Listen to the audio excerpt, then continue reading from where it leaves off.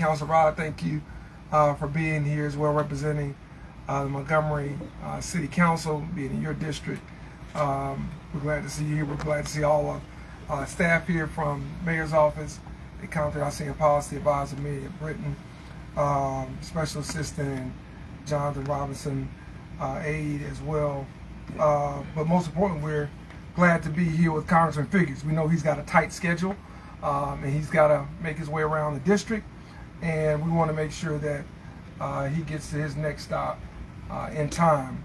But we're here standing united with Congressman Figures and our community to address a critical issue that impacts the future of young people and economic vibrancy in not only Montgomery, but I would say throughout the river region and the state of Alabama. The current administration has put a pause on the Job Corps operations and the looming uncertainty that causes to the Montgomery Job Corps Center. While we acknowledge the temporary restraining order as a brief moment of relief, it underscores the need for a permanent, stable solution for this vital program and this vital initiative. This center is more than just a place, it's a lifeline, it's a training ground, it is a second chance, an economic engine that powers hope and opportunity throughout the city. It is a second chance for our youth, a pipeline for our local industry, and a key driver of our economy. For years, the Montgomery Job Corps Center has helped train our young people in the fields that our city needs the most. Fields like construction, healthcare, IT, and logistics. These aren't theoretical careers, they're real jobs in high demand right now. This center equips students not just with the skills needed to fill these jobs, but with purpose, discipline, and direction. When we talk about workforce development, we're not just talking about slogans or buzzwords, we're talking about electricians who can wire a new home, CNAs who care for our seniors, technicians who keep our supply chains moving. That's what Job Corps delivers. And the center is not only preparing our young people for success, but it's also fueling our economy. That's important because the center employs nearly 90 people working with local vendors and contributing millions in federal investment to our economy. Every dollar spent here generates nearly 2 more through local economic activity. The economic ripple effect is real. For every dollar spent at the center, nearly 2 more flow through our local economy. So for every dollar, we're getting double that in the amount that comes back through our local economy. So that's $144 million in potential economic activity that's at risk. That loss would not only be measured by missed paychecks, but more importantly, it will be measured by lost progress. That's something that impacts all of us, not just at the city, the county, or the state, but throughout our entire community. We cannot afford to abandon the young people who rely on this program. Many students come from difficult circumstances, whether it be homelessness, poverty, or lack of support. Job Corps provides more than training. It provides meals, housing, counseling, and mentorship. It gives them a place to grow and the tools to succeed. Critics have cited safety concerns and low graduation rates to justify this pause in funding and support. I want to push back on that. You can't measure everything in the data and expect that you're going to have immediate results. We have to make sure we're investing in young people for the long haul. Others have cited safety concerns and other issues, but let's be clear. 98% of the reported incidents were minor infractions similar to those found in any school or work setting in the country. These aren't places of danger, but places of discipline, structure, and support. This program is no more flawed than any other, but it is far more essential to those who depend on it. This is not the time to cut what's working. This center is deeply connected to our local economy through apprenticeships and employee partnerships. Businesses across Montgomery count on this steady stream of trained, job-ready talent. Disrupting that pipeline harms students and employers alike at a time when we're trying to get more young people, in particular those who have challenges that a lot of us hear about, read about, and try to assist with on the right track. Now is not the time to cut that lifeline and to cut that ladder that has helped them climb to opportunities of success. Businesses across Montgomery and the River region count on this steady stream of trained, job-ready talent. Disrupting that pipeline harms students and our employers, as we just mentioned. The court's temporary restraining order has paused this closure, but only temporarily. What we need is permanent action, full reinstatement, full support, full funding. This is not about partisanship. It's not about politics. This is about practicality and doing what is right. So to our federal partners, let's not abandon what works. To our community, let's raise our voices at the federal level with our congressmen and our senators alike, letting them know how important the Montgomery Job Corps Center is, not just to the city, but to the region and to the state itself. Let's make it clear that we don't want opportunities taken from those who depend on it most. Thank you for all of your support. And at this time, I would like to welcome Congressman Shomari Figures for his remarks and thank him for taking time out of his schedule to fit this important issue into his calendar to make sure we talked about it with the community. Congressman. Thank you. Good morning. Good morning. Good morning.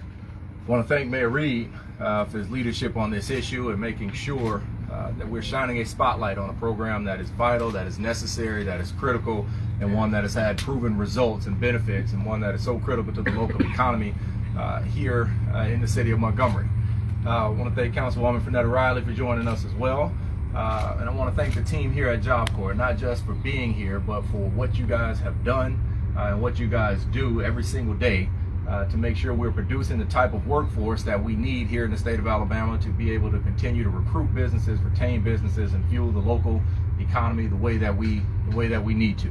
I'm here today because yet again a decision from this administration has failed to take into account the local impact here in the state of Alabama. And unfortunately, this is something that we've seen time and time again. When you make these decisions without adequate consideration to how it's going to impact the communities here in my district, here in this city, here in this state, we end up in situations like this, where we are arguing to preserve, to maintain things that they're not partisan issues, as the mayor indicated. These are not things that fall along political lines. These are things that matter to real people. Creating jobs and maintaining a strong workforce is a bipartisan, shared American ideal, something that we need to be supporting. Closing Job Corps centers like the one here in Montgomery, it will throw the futures of hundreds of people, not just the students, but also the workers that support the future workforce here of America. It throws it into limbo. And without Job Corps, the future plans of young people from 10 out of the 13 counties that I represent in District 2 are in jeopardy. And that's just simply unacceptable. And these are not just people, these are not just statistics. These are the future welders and electricians and nurses, mechanics and carpenters and shipbuilders, all people and professions that we need here in the state of Alabama to continue to grow, to continue to revitalize so many communities that we have here. And we're seeing real workforce shortages in industries like construction and shipbuilding and manufacturing. We know the impact that these industries are having in the city of Montgomery, in the city of Mobile, and in all communities around this industry, around this district. And so it's vital that we sit here today and shine a spotlight on what's going on. And I want to say that this is not something that's just fresh on the radar. Several weeks ago, we sent a letter to the Labor H Subcommittee of the Appropriations Committee, where Chairman Robert Adderhall of Alabama sits as chair of that committee. And we asked then for full and continued funding of the Job Corps program. Little did we know that some 2 weeks later we'd be sitting here, and we again had to send another letter, this time to the Secretary of Labor just last week, or just this week rather, asking to reinstate the operations of Job Corps and ensure that they can continue to perform the vital functions that they perform across this country every single day.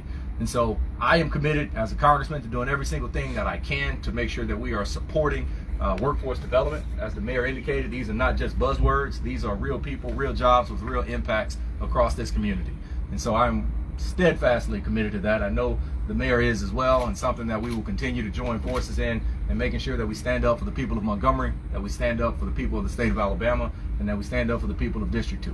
And with that, I think we'll take a few questions. Anybody have any questions at this time? What could a permanent solution look like if that's something we're working towards? I think it looks like what it's looked like, very similar to what it's looked like over the past several decades, where Job Corps centers, their relevance is not questioned, their importance is not misunderstood, it is not politicized, it's not thrown into this battle of whether or not it's a program that matters, but it's one that's understood that these are programs that support the workforce development of this country. And at a time where we are seeing jobs being outsourced, this is key to being able to make sure that we can do what we call onshore more jobs and more manufacturing and more capabilities here in the United States, and making sure that it's fully funded permanently and not something that we continue to have to fight with every single appropriations budget about the relevance of it. I think the other part of that, from my standpoint at the local level, is to make sure that we're providing young people with various pathways to economic opportunity and to job security.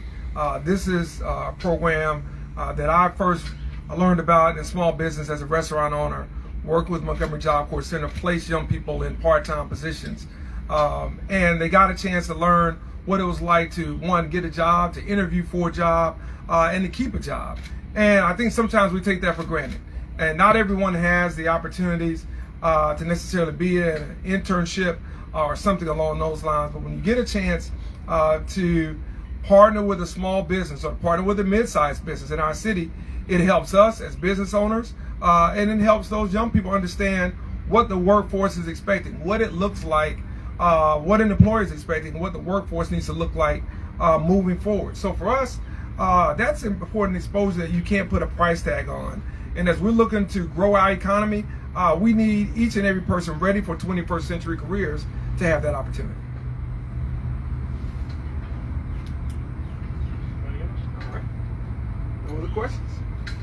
All right. Well, listen, thank you all so much for being here. We'll let the Congressman get on the road. We appreciate all of you being here and really appreciate the jobs you do in the press. And keep up the good work. Thank you so much.